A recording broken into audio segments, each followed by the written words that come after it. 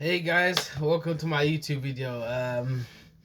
I just thought, I'll get this video out of the way. It's been a hot sec.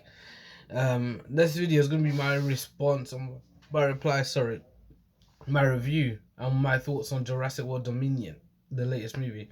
Now, I'm a massive fan of Jurassic in it, and it has been overdue, so I just thought I'd get it over with. But I'm gonna dive straight on in. Do you know what? As a massive fan of Jurassic Park, I'm just gonna come out and say I did enjoy the film for what it was. I did enjoy the film. I've loved everyone since I was a kid, since the original Jurassic Park. Even Jurassic Park 3, which is well considered to possibly be the worst one, I still enjoy it and I've watched it many times. There was definitely good aspects. In response to Jurassic Park Dominion, now this is where it's a bit funny because I do love the film, I do love the franchise, but upon hearing other listening to other people's perspectives and stuff like that, it's like I do have to kind of take a step back and analyze accordingly and not just be biased because I like Jurassic World, did it? So that's what I'm going to attempt to do, as probably as briefly as possible, to be honest with you. Now let me start with the positive first and foremost. For me, was it definitely did well on the dino. As always, you're expecting to see like some great dino action. I feel like we got that. I feel like we got some some epic set pieces. Owen Grady was good. That for me one of the most exciting set pieces in any Jurassic film ever. I do believe, I forgot what country they were in, but it was a set piece where Owen was chased by the Atrociraptors. There was a lot of action going in there. I think Claire was involved with, I forgot the other black lady's name. I forgot, but that set piece chase with Owen in like that followed on from the chase for Claire was probably one of the best set pieces I think I've seen any Jurassic. I think it's definitely up there with the raptor chase in the first Jurassic World film. So that was definitely one of the positives. Another of the positives I would also say is, and I was really happy to see it, was finally like the original, the legacy characters, Ian Grant, Ellie Sattler, Jeff Goldblum now came back and had a much bigger role in this movie as he did than he did in Jurassic World. That was definitely great to see the interactions, to see that the roles that they had. But I do feel that Ian Malcolm did steal the show of the three. That's not to say the other guys didn't do well. I just felt Ian Malcolm really still had that same personality from before, and he brought it here. And you can even just tell by the dialogue.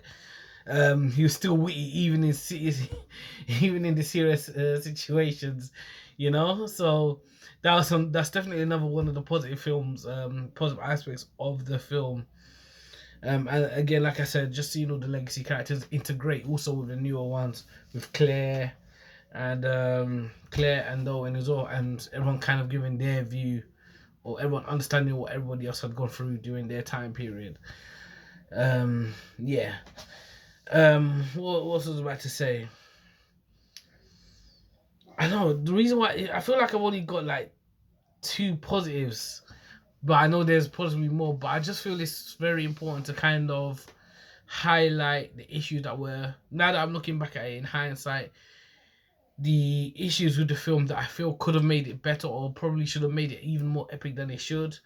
Some of the stuff that I'm going to mention is going to sound kind of repetitive just because I know I've heard other people say it, but I have to say it because it does make sense. I think definitely one of the issues, I think I noticed it straight away, even upon my first viewing, because I've watched it twice now. I'll probably still, just as a big fan, I'll probably watch it a third time at least. But it did feel like there was a bit of pacing issues within the first act of the movie. You could just see how it was kind of just jumping from one place to one place to one place to one place. You could kind of say some of these scenes could have just been put together and then maybe moved on to another set piece, or they could have done better in terms of just putting some of these scenes, rearranging some of the scenes better, a bit better. It kind of made the first act a bit all over the place. There were probably a couple of scenes which they didn't necessarily need to have. So like even that first scene, sorry, 1 second. Let's see if I can just put my little charger in there. Sorry, guys. And that's my phone falling down, but I don't care. I'm going to continue. In fact, let's just pause this for a sec, actually. There we go. I am back, guys. Just had a bit of trouble with the fucking charger. But what was I saying? Yeah, there was definitely a couple of issues that was wrong with the pacing of the movie, I believe. It was going back and forth a bit too quickly for my sake, and I just felt that had the potential to kind of just make things a bit confusing for some people. Not everyone. You may still understand what's going on, but it definitely still made it a bit confusing. We probably didn't need that first scene. I mean, Franklin and Zia were barely in the movie 5 minutes. Zia was just there for that quick little shot at the beginning. I do believe, upon watching the film, and upon watching, and like when you see further on in the film with the like the Giga and the T-Rex, and if anyone knows about the deleted scenes that were made, it kind of makes you think: was it necessary to take those out? Like, it was the prologue. I don't know if anyone saw the prologue of the T-Rex and the Giga from the Jurassic period back in the day. They gave us what it was like. Then you saw these two dinosaurs just kind of collide, the two alphas within that time period. I do feel by cutting that out, you've cut out some of the contexts, like between these two dinosaurs within the present day. They also took out the shots and apparently it was meant to be the opening of the T-Rex based off what happened in Fallen Kingdom, running through the city, and then the cinema or the outdoor cinema and causing chaos there, whilst the police and whoever were trying to capture it. That in itself would have been an epic opening because it would have led directly on from Fallen Kingdom. Showing these two scenes, I do believe, would have added a lot more quality to the beginning of the film and a lot more context for what was to come later on, especially in regards to the Giga and the T-Rex. This is something that they should have kept in. I'm not too sure why they took it out. Usually they take things out that are not necessarily needed. When you look at how the film started, you realize it was needed. Just look at how Jurassic Park 1 started, for example.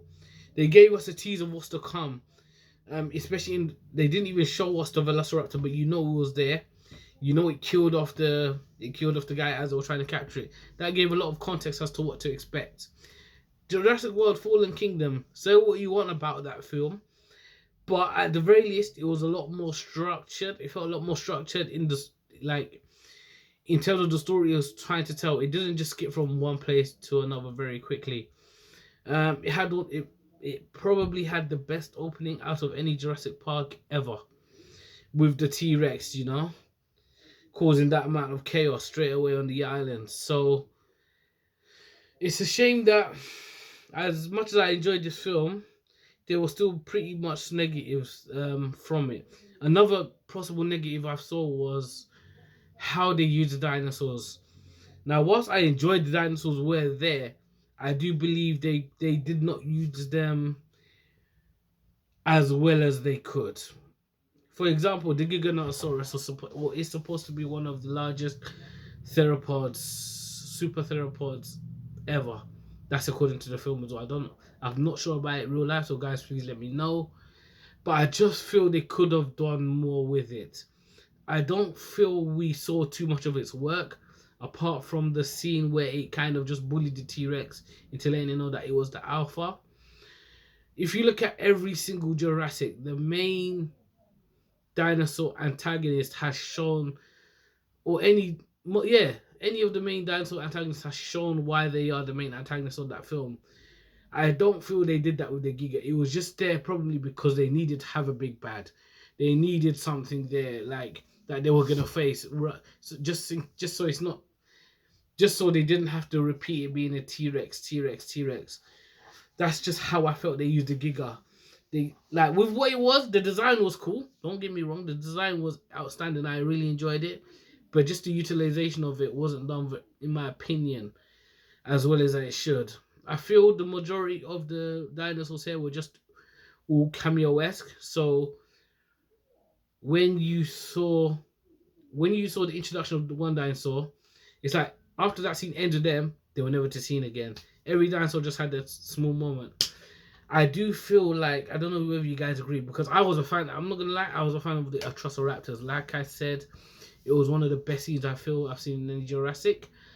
But I feel that Atrociraptor should have been like a key mainstay. So wherever they were going, they had like an Atrociraptor there. This was the one. This was one of the ones that will keep giving them grief everywhere, as you saw with the raptors in every other film. So whilst I know they wanted to give a lot of dinosaurs time, I don't think they needed to force just having everything else there just for like a quick, just like a quick scene. Yeah, it was definitely cool to see the Dilo again. We saw the Dilo. One of the Dilos ended up killing Dodgson in a pretty cool way, similar to the way they did, but slightly less brutal manner to the way they did. What's his name?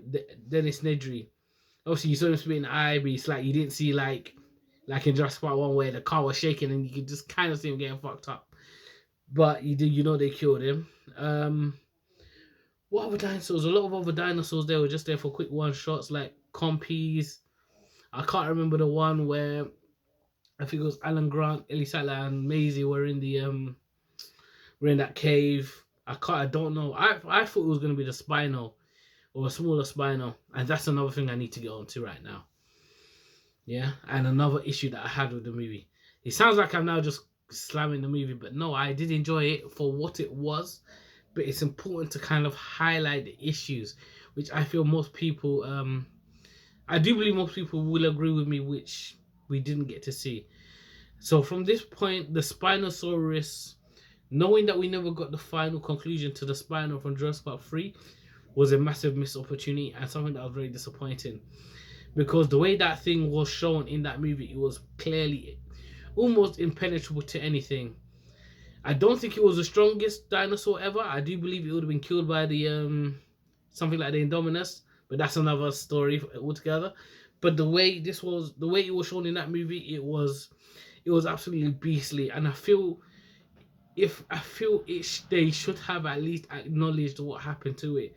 There's no way, like seeing the other islands that was destroyed beforehand. There's no way they shouldn't have been able to know that there was a Spino there. Obviously, Alan Grant and them that came off the island from Jurassic Park 3. I'm sure they would have let the authorities know or whoever what was out there. Why they couldn't even just throw in a line to say that it had died over time or something, I do not know. Watching the movie, I did slightly think I was hopeful, and I was just hoping would we get that last surprise where we might have seen the like a triple threat dino match between the Spino, the T-Rex, and the Giga. That would have been an absolutely outstanding finale as like a final battle. I mean, it was, if you think about it, it's a missed opportunity because what we've seen, whenever we have seen like the major dinosaurs go up against each other, like the two big ones, it's just a bit too quick. Jurassic Park 3, they killed off like, okay, it was a juvenile Rex, but they killed it off within 10 seconds. Obviously, actually, no, wait, tell a lie. Then in Jurassic World, that was actually an epic fight between the Indominus and the T-Rex. But this was an opportunity where they could have really finished on a bang.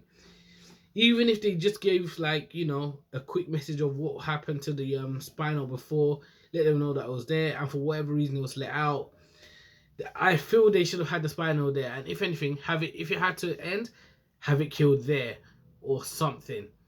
Do you know what I mean? It's one of the saddest part that I'm upset about, that there were certain questions that were not answered in the film. Although going away for the dinosaurs a bit, it was good to see some of the character arcs addressed. It was good to see. Obviously, we now know what a lot of the characters were doing now, following the events of a lot of the other films. I enjoyed knowing what had happened to Alan Grant and Sattler's relationship. Obviously, we now know that Sattler divorced from her husband. Her kid has grown up, and now her and thing are obviously back together after this time. So it was good that they touched on that, because as we know from the original Jurassic Park, they were already hinting and shown, you know, how these two maybe have been together, broke up for whatever reason. But it's good to see that actual story has come to an end. So we now know, you know, with them. The Maisie Lockwood thing, I don't know what to think about that actually now. I mean, okay, yeah, it was definitely integral to the story, but it's just funny how in one film that it's like she was a clone, then it was shown that wasn't a clone in this movie. At least we kind of got closure on that, to be honest. I don't know what you guys think on Maisie's storyline within the two films, but at least we got some closure on that to see that her mum kind of sorted her out in it. Like she wasn't a clone. Obviously, her DNA had just been changed to make sure she didn't suffer the same disease as her mum did. So at least we got closure on that. Um, Doctor Wu. Obviously, I'm not sure how many of you know about the novel. I think in the book he died by the raptors. Anyway, I was slightly I was slightly hoping to see him get to see the guts fall. You know, I didn't know they were gonna give him a redemption arc, but I'm not gonna complain about it. Do you know what I mean? It's always good to see someone do something stupid and then obviously atone for their mistakes. It's just probably funny that I probably would have wanted to see the guts fall. Do you know what I mean? But then again, going in the direction that they were going in, who else could do what he could do to kind of save the world? Yeah, from the insects, that was gonna stop the whole world's food supply. I mean, it's quite interesting the story, like how they kind of ended it. Anyway, it's like dinosaurs and man basically have to coexist. Um, and to be fair, if you're looking at I did enjoy how they were talking about the effects now of these dinosaurs, how it influences the world. So basically, it affects the ecosystem. As we nearly saw, it would have nearly made everyone go extinct, literally just by starvation. Um, so they did kind of give it a conclusion, but I do feel there's definitely, because obviously we're living in times living with the dinosaurs. They have left it open, so if they want to make another one, they can do. You obviously saw the island where Dodson was killed. The what's in it? The Giga was killed. That's the where all the bigger dinosaurs will be living from now on. That yeah. Sorry, let me quickly go back and tell. What did you guys think about that for that little final fight? Anyway, because I just feel it was a bit too quick.